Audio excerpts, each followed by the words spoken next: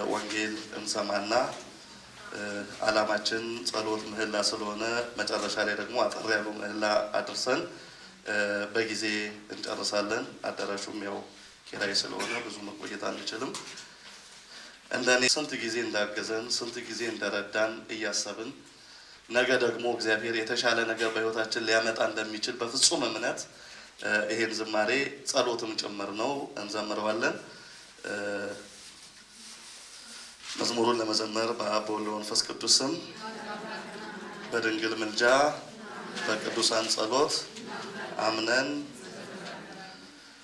እንደኔ የረዳኸው የለም እንደኔ ያነሳኸው የለም የፍቅር ውለታ በዝቶብኝ አልጠግብም ላንተ እየዘመርኩኝ የፍቅር ውለታ በዝቶብኝ አልጠግብም ላንተ እየዘመርኩኝ እንደኔ የረዳኸው የለም ዘምሩ እንደኔ ያነሳኸው የለም የፍቅር ውለታ በዝቶብኝ አልጠግብም ላንተ እየዘመርኩኝ የፍቅር ውለታ በዝቶብኝ አልጠግብም ላንተ እየዘመርኩኝ የኃጢአት ጠባሳ ሽሮ ዘመኔ በአዲስ ተጀምሮ በሞገስ አልቆኝ ቀና ቀና ላንተማ ዘምራለሁ ገና ከቃሌ ይቀድማል እንባዬ ያንን ቀን ሳየው ዞር ብዬ ስንቱ ሌት ስንቱ ማታ አለፈ የኔን ሰልፍ ጌታ እያሸነፈ ፍቅር ነህ ጌታዬ ፍቅር ነህ ፍቅር ነህ አንድዬ ፍቅር ነህ ሰው አይረሳ ይራራል ጉባኤን ሰው አይረሳ ይራራል ጉባኤን እንደኔ የረዳኸው የለም እንደኔ ያነሳኸው የለም የፍቅር ውለታ በዝቶብኝ አልጠግብም ላንተ እየዘመርኩኝ የፍቅር ውለታ በዝቶብኝ አልጠግብም ላንተ እየዘመርኩኝ ሳይመታ የጨበጥኩት ድንጋይ እጃችን ተያዘ ከሰማይ ሳለቅስ ለብቻዬ ቆሜ መጣልኝ ኢየሱስ ሰላሜ በልብስ ከደንከው በደሌ መስቀል ጥሎታል መስቀሌ የሞቴ ጦማር ተቀደደ አያፍርም ማዘን የወደደ ፍቅር ነህ ወዳጄ ፍቅር ነህ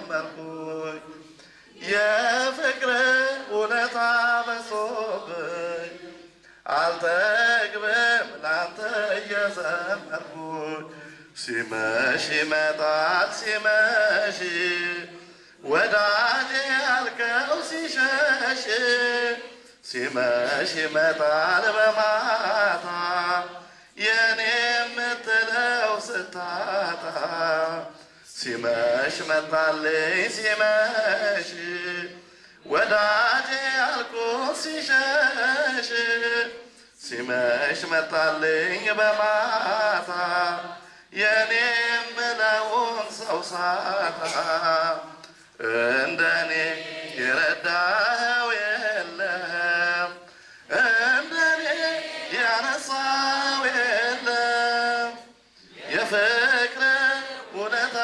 በዝቶብኝ አልጠግብም ላንተ እየዘመርኩኝ የፍቅር ውለታ በዝቶብኝ አልጠግብም ላንተ እየዘመርኩኝ ዝማሬያችንን እግዚአብሔር አምላክ በቸርነቱ ይቀበልልን።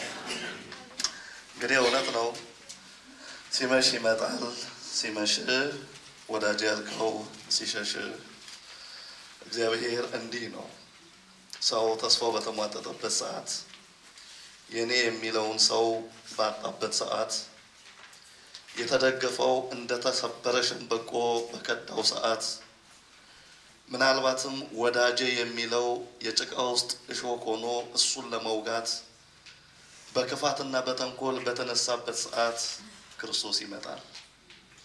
በጨለማ ላይ ብርሃን ሊፈነጥቅ ገደል የሆነውን በታላቅ መለኮታዊ ክንዱ እየሞላ ቀኛችንን በቀኙ ይዞ ሊያሻግር በሕይወታችን ድንቅ ነገር ሊያሳይ ከበረሃ ወደ ሚደነቅ የለምለም ስፍራ ወደ ውሃ ምንጮችም ለነፍሳችን እረፍት ወዳለበት ቦታ ሊመራ መልካሙ እረኛ ክርስቶስ ይመጣል። አሜን። ለሁላችን ይምጣል። እንግዲህ እግዚአብሔር በረዳን መጠን አጠር ያለ የወንጌል ትምህርት እንማማርና አጠር አድርገን ምህላችንን አለርሰን እንሄዳለን። እግዚአብሔር አምላክ አሁንም በበረከት ከሁላችን ጋር ይሁን። ዛሬ እንግዲህ እግዚአብሔር አሁንም እንድንማማር የወደደው ቃል አለ። አንዳንድ ጊዜ እግዚአብሔር በጸሎት ስንማጸን እኔ እንዳገልጋይ ህዝብህን በምን ቃል ላስተምር በየትኛው ርዕስ ወደ ህዝብህ ያንተን መለኮታዊ ሐሳብ ላስተላልፍ ስል እግዚአብሔር በውስጤ የሚያሳድረው ለመንጋዬ የሚያስፈልገው ይህ ነው የሚል ቃል አለ። እናንተም ደግሞ ልጸልይ ቃሉን ልስማ ልዘምር ብላችሁ ስትመጡ ደግሞ ለእያንዳንዳችን ላንቺ ይሄ ላንተ ይሄ ያስፈልጋል እያለ እግዚአብሔር የሚመግበን መልካም የሆነ ደግሞ የሱ ቃል ስላለ ለኔም ቃሉን እንዳስተላልፍ መልካም አንደበት ለእናንተም ሰሚ ጆሮ አስተዋይ ልቦና ክርስቶስ ለሁላችን ያድለን። ርዕስም እናደርገው በዮሐንስ ወንጌል ምዕራፍ 9 ቁጥር 35 ላይ የሚገኝ ቃል ዮሐንስ 9:35 ላይ ኢየሱስም ወደ ውጪ እንዳወጡት ሰማ የሚል ቃል ነው። እቺ ቃል የምትገርም ቃል ነች። ኢየሱስ ወደ ውጪ እንዳወጡት ሰማ። ማንን? አንድ ምስኪን ክርስቶስ ድንቅ ያደረገለትን ከጨለማ ከእውርነት ቅርፊቱን ቀርፎ አይናማ ያደረገውን አንድ ምስኪን ቤተ መቅደስ ገብቶ ሲጸልይ ሲዘምር ፈሪሳውያን ከቤተ መቅደስ አስወጡት። ለምን? የክርስቶስን ስም እየጠራ ያመሰግን ነበር። ብርሃን አየው፣ ከእውርነት ተላቀቁ፣ አሁን አጥርቼ ማየት ችያለሁ ስላለ ያንን ሰው እየገፉ እያዳፉ ከኖረበት ከሚያመልክበት ሌላው ቀርቶ የዕለት ጉርሱን የዓመት ልብሱን ከሚያገኝበት ከዛች ከመማፀኛ ስፍራው ያንን ምስኪን ገፍተው አወጡት። በኋላስ ምን ሆነ? ኢየሱስ ወደ ውጪ እንዳወጡት ሰማ። እግዚአብሔር ሁላችንን ይስማ። ይሰማል ጌታ፣ ያያል ጌታ። ሰው በአንድም በሌላ ሰው ሲገፋው ዓለም ሲገፋው በብዙ አቅጣጫ መከራ ወጀብና ማዕበል ሆኖ የሰውን ህሊና ሲንጠው የሚደግፍ ጌታ ይሰማል። የሚያነሳ ጌታ ክንዱን ይዘረጋል። የሰዎችን ክፉ ሐሳብ ሳይሆን የሱን አባታዊ ፍቅር እያሳየ እንደገና ደግሞ ወደ ተሻለ ቦታ የሚያሻግር ጌታ ይሰማል። ይሄ ሰውዬ የሚያሳዝናችሁ ከእናቱ ማህፀን ጀምሮ ሲወለድ እውር ሆኖ ነበር የተወለደው ይላል። በዮሐንስ ወንጌል ምዕራፍ 9 ላይ ስንመለከት ከእናቱ ማህፀን ጀምሮ እውር ሆኖ የተወለደ በመንገድ ዳር ቁጭ ብሎ ሲለምን ክርስቶስ ባጠገቡ ያልፍ ነበር ይላል። ጌታ የመጣበት ትልቁ ዓላማ የታወሩ ሰዎች አይናሞች እንዲሆኑ ነው። ክርስቶስ ወደዚህ ዓለም የመጣበት ትልቁ ዓላማ በጨለማ ድንግዝግዝ ውስጥ ያሉ ሰዎች ብርሃን ሊሰጣቸው ነው። የሥጋ እውርነት ብቻ አይደለም፣ የልብ እውርነትንም ሊፈውስ እኔ የዓለም ብርሃን ነኝ እያለ ክርስቶስ ወደ ምድራችን መጥቷል። ይሄ የማይመቻቸው ሰዎች ግን ጥንትም ነበሩ፣ ዛሬም አሉ፣ ወደፊትም ይቀጥላሉ። ክርስቶስ ወደዚህ ዓለም ጨለማ ሲገፍ የጨለማ ባለቤት የጨለማ ንጉስ የሆነው ዲያብሎስ ከሰዎች ሕይወት ይሄ ጨለማ እንዳይገፈፍ ትውልዱ ሁሉ ጊዜ በጨለማና በድንግዝግዝ ውስጥ እንዲመላለስ ይፈልጋል። ጌታ ግን የፈጠረው ፍጥረት በጨለማ እየዳከረ እንዲኖር አይፈልግም።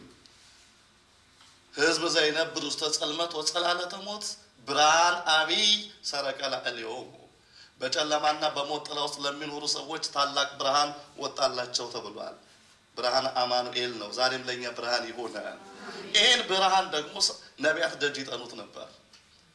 የልቦናን እውርነት የሚገፋውን ድንቁርናን አርቆ ጽድቅ ምን እንደሆነ የሚያሳየውን ዓለም በጽድቋና ኦሪት በሕጓ እንጸድቅበታለን ብለው በመርገም ጥላ ውስጥ ይመላለሱ ለነበሩ ሰዎች የጽድቅን ብርሃን የሚያሳያቸውን ወልድ ወደዚህ ዓለም እንዲመጣላቸው ለ5500 ዘመን ነቢያት ሲጮሁ ነበር።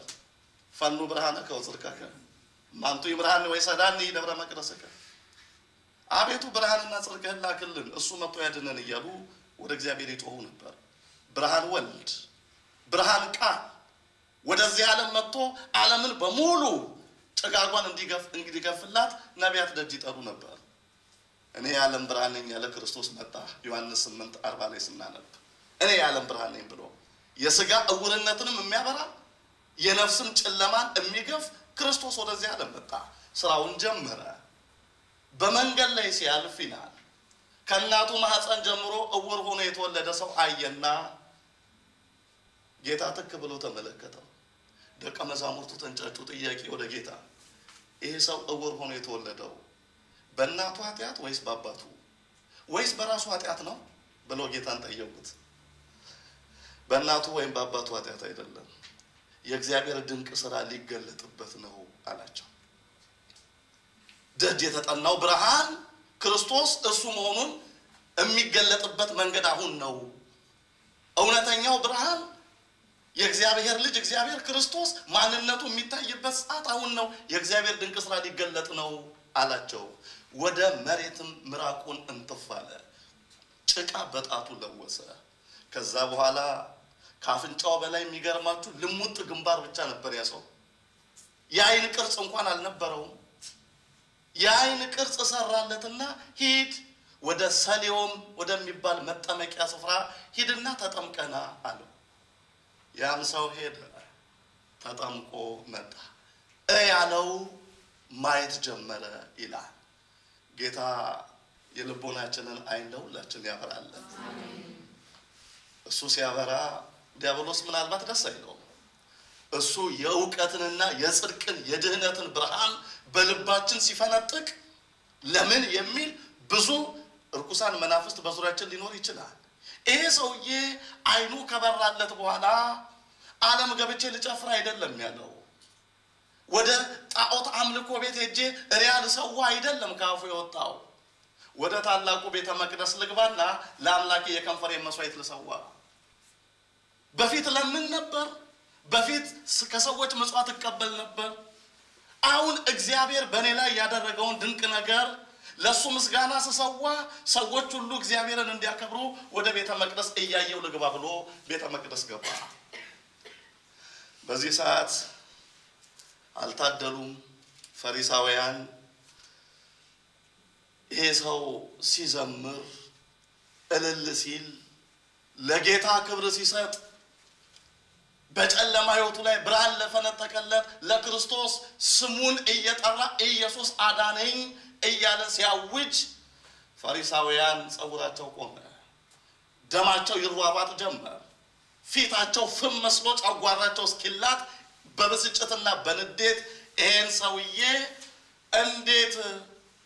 እንዴት ኢየሱስ አዳነኝ ትላለህ ብለው ጥርሳቸውን ያፋጩበት ጀመረ ምን አደረጋቸው ለምን አየ ለምን አስተዋለ ለምን ነገሮችን መረዳት ጀመረ በፊት እኮ ሰውና ዛፍ አይለይም ነበር ይሄ ምስኪን በፊት እኮ ጥቁርና ቀይ ምን እንደሆነ እኮ አያውቅም ነበር ከለሩን በፊት እኮ ሴትና ወንድ በድምጽ እንጂ በጾታ ማንነት ምን እንደሆነ ለዩነታቸው አይገባውም ነበር አሁን ክርስቶስ አይኑን ሲያበራለት ለምን አይበራ ብለው ተንጫጩ ይላል አንዳንዴ እንዲህ ነው እግዚአብሔር እስራታችንን ሲፈታ እግዚአብሔር ቀንበራችንን ሲሰብር እግዚአብሔር ጽድቅና ኃጢአት ምን እንደሆነ መለየት እንድንችል ማስተዋሉን ሲሰጠን ለምን የሚል ጥያቄ ከብዙም አቅጣጫ ሊመጣ ይችላል እንዴ ምን እናድርግ እግዚአብሔር አይምሮ ከሰጠለ ሰው በተለይ በክርስቶስ የሆኑ ሰዎች ሁሉ ጊዜ የእውቀት ብርሃን ይፈነጥቅላቸዋል አሜን ብርሃኑን ያብራል በክርስቶስ የሆኑ ሰዎች ስለ ነፍስም ጉዳይ ስለ ስጋም ጉዳይ ይሁን እውነት እላችኋለሁ ማስተዋሉ እውቀቱ መረዳቱ እየጨመረላቸው ይሄዳል የእውቀት ባለቤት እሱ ነው የጥበብ ምንጯም እሱ ነው ማንንም ይላል እኮ ያዕቆብ ከናንተ ጥበብ ቢጎለው ጌታን ይጠይቅ ያለ ንፍገት በልግስናም ጥበብን ይሰጣዋል ጥበብ ሰው ሲያገኝ ማስተዋል ሲጀምር ብርሃን ሲፈነጥቅለት ግን ዲያብሎስ ደስ አይለው እንዲሆነ ይላል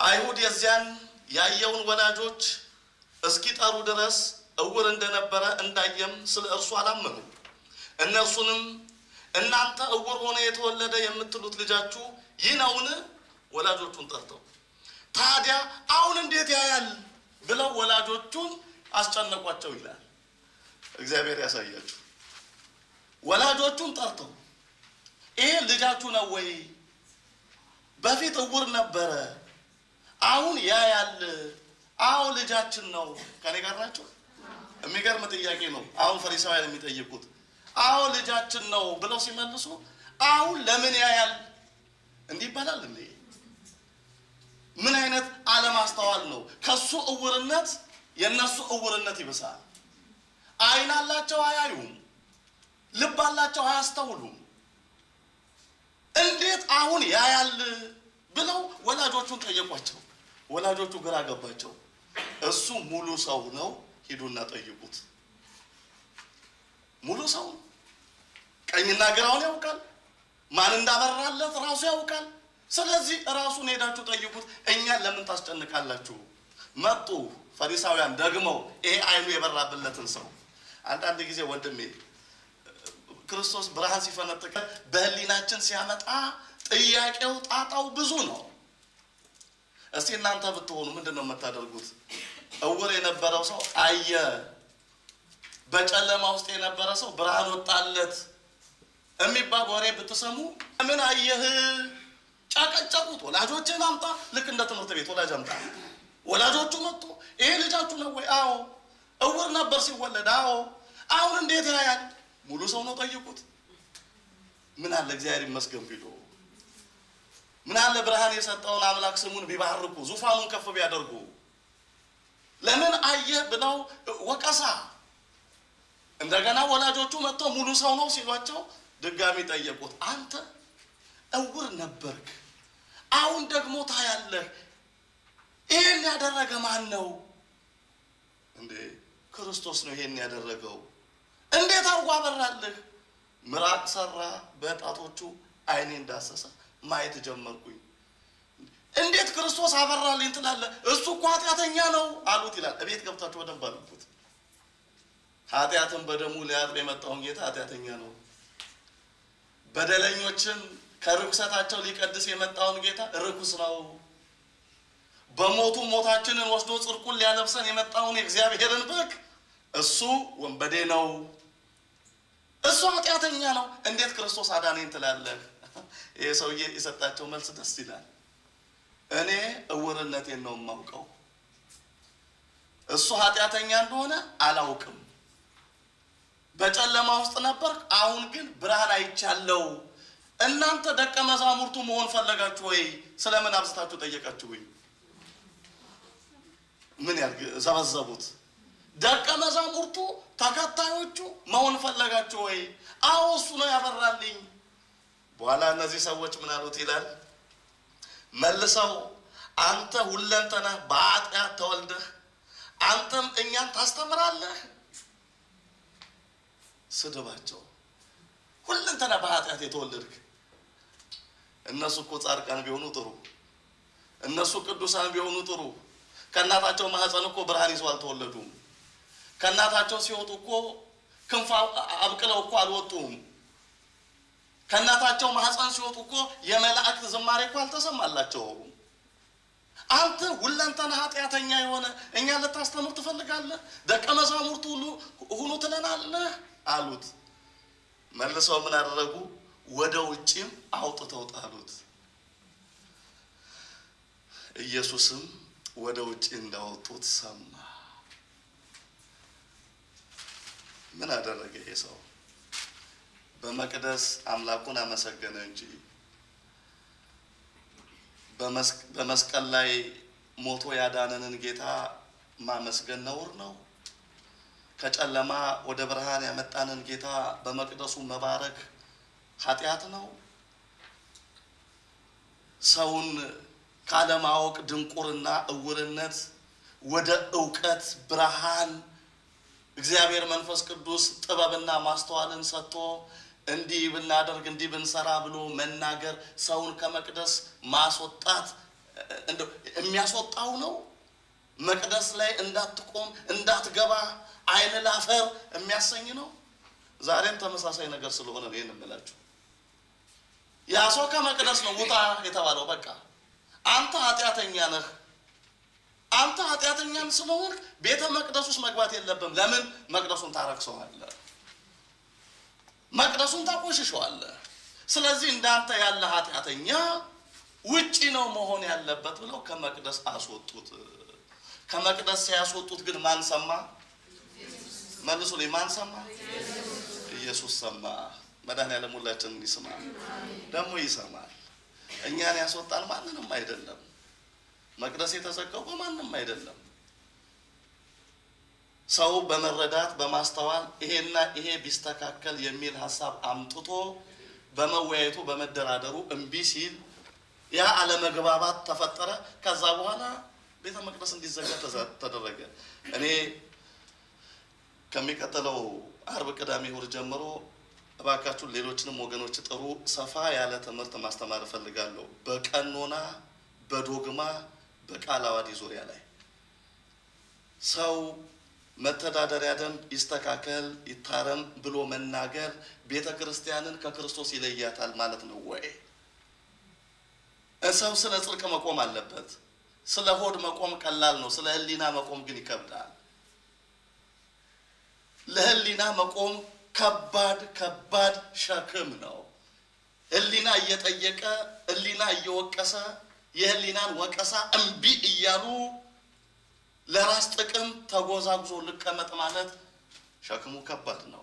ስለዚህ ሰው እውነቱን ይረዳ፣ ሰው ሐቁን ይወቅ። ቀኖና ተጣሰ፣ ህገ ቤተ ክርስቲያን ተጣሰ፣ ቤተ ክርስቲያን ከክርስቶስ አካልነት ልትለይ ነው ይላል እንደ መጽሐፉ፣ ይላል እንደ ፍትሐ ነገሥቱ፣ ይላል እንደ ህገ ቤተ ክርስቲያን፣ ይላል እንደ ቀኖናው፣ ይላል እንደ ዶግማው።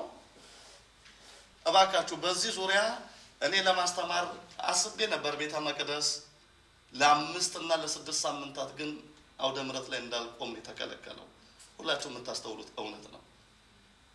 በዚህ ዙሪያ ላይ ማገልገል ፈልጌ ነበረ እግዚአብሔር በሚያውቀው ግን 5 እና 6 ሳምንቶች እንዳላገለግል ተደረገ። ከዛ በኋላ ነው የመቅደሱ መዘጋት የመጣው።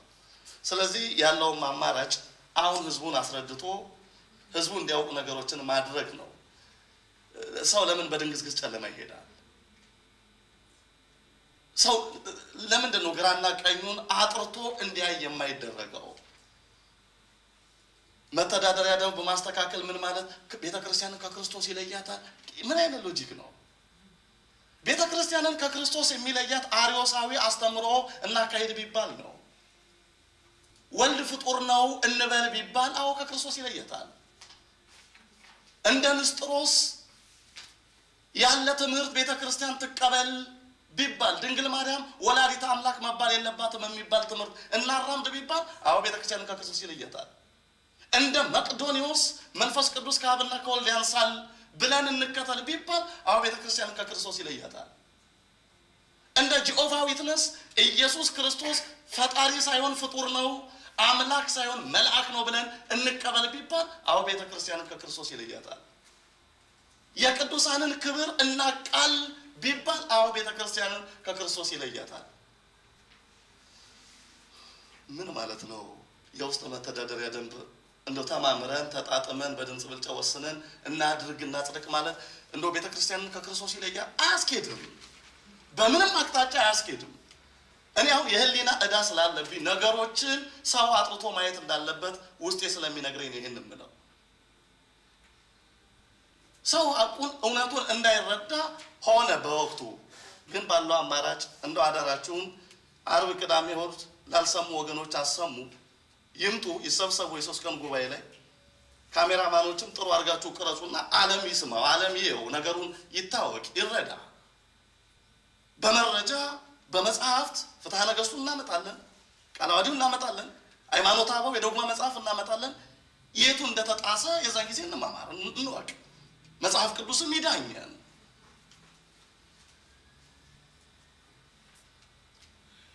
ብርሃን ለምን አየህ ተብሎ ኃጢአተኛ ተባለ ያ ሰው። አይኔ በራ ለምን ትላለህ ተብሎ ያ ሰው እንደ ኃጢአተኛ እንደ ርኩስ ተቆጥሮ ከመቅደስ እንዲወጣ ተደረገ።